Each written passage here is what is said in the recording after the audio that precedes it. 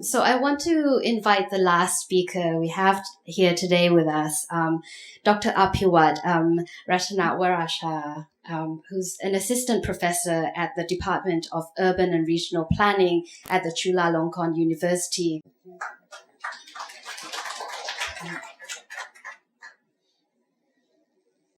So why do we need to talk about urban resilience? We're actually quite resilient, right? I mean, we're still enjoying the city now. So why we still need to talk about it? And why do we need this global project that the Rockefeller Foundation is launching today? I think it's because it's getting more difficult for us to bounce back. Issues are much more complicated, much more complex beyond what we can do. I think humans are inherently resilient. If you recall, this was, of course, a few decades ago when we were still kids. We would fall and stumble and we would rise back and we walk again. And that's resiliency. So, that's part of us, right? But that's individual resilience. Collective resilience, however, I don't think it's that natural. We actually have to learn. We actually have to adapt, and we have to improve from what we have learned from the past so that we can collectively become resilient together. But that as well is getting more difficult. If you recall that, a long time ago, we have community trust, we have, kinship, we have all those social institutions that tie us together. But right now it's getting more difficult. It's also because rapid urbanization is not just about infrastructure services, not just about big cities, but it's also about how difficult it is for strangers to live together and help each other, help one another when shocks come. And I think that's one of the factors why we need to talk about urban resilience, because we live with other people whom we don't know and how we can actually collectively bounce back together with those people whom we don't actually know. And of course, we talk about globalization, economic, financial globalization. There's the fast flows of goods and services, and of course of the people, and also money, make it more and more difficult for local and national governments or companies to deal with these kinds of flows. We don't know how to manage them properly in order to prepare for them and to bounce back when the shocks face us. So these are the problems. And of course, climate change. It's pretty certain that it's real. It's sooner than later, we have to deal with the consequences of climate change. But we still don't actually really know that well how to deal with these consequences of climate change. So we have to, basically collectively deal with this together. That's why we need to plan. But we cannot plan just the way we've done in the past. I'm from the school of planning, urban planning. It used to be that we have this wonderful thing called comprehensive planning. We set up some sort of vision for the city, for the town, just one vision.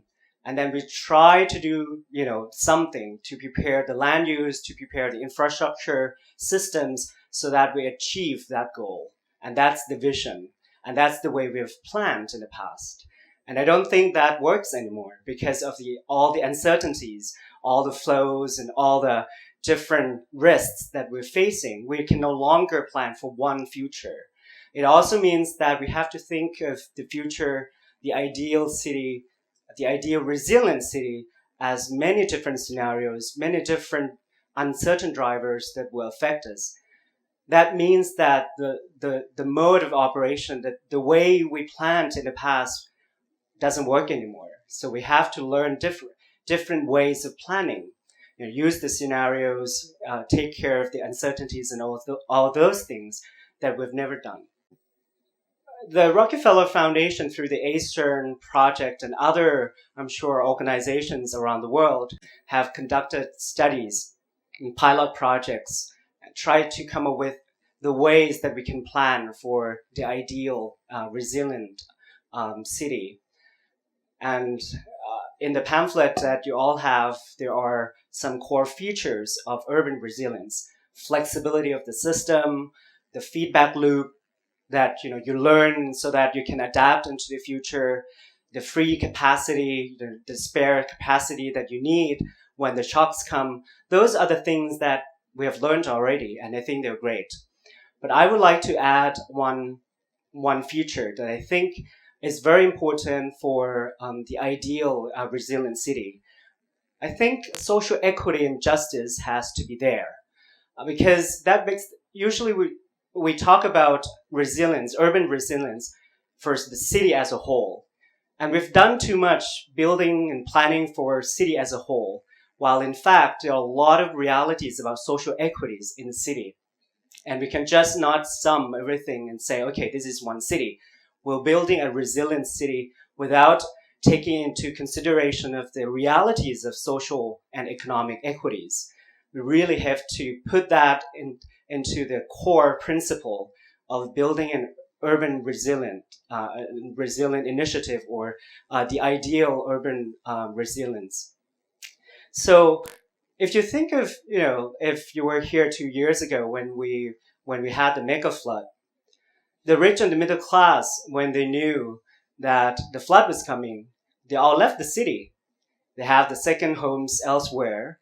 There are a lot of cities and areas in Thailand now where the rich and the middle class have second homes. Land speculation is happening in the northeast and north because they don't think the flood is going to be, up there. And that's because they are individually resilient. They have the resources. They have the capacity to be resilient. But that's not our point. Our point is how the poor and vulnerable population could also be resilient when the shocks come. And I think that should be at the core of urban resilience that we want to achieve through this project. So that's my point. Thank you.